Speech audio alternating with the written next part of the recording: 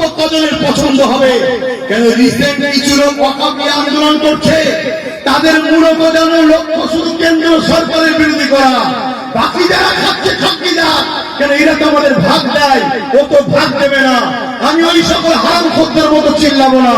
আমার কাছে কথা হলো, যারাই আমার ওয়াকফ হবে, সে কেন্দ্রে বসুক, রাজ্যে বসুক, যেখানেই থাকুক, তারাই গাদ্দার, তারাই চোর, তারাই আমার ওয়াকফের দুশমন, তারাই আমার মাদ্রাসার দুশমন, তারাই আমার মসজিদের দুশমন, তারাই আমার দ্বীনের দুশমন।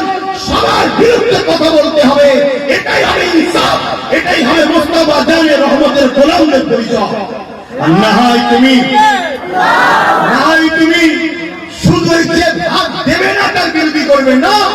খুব মন দিয়ে শোনেন, ৭৭ বছর ধরে এই সম্পত্তি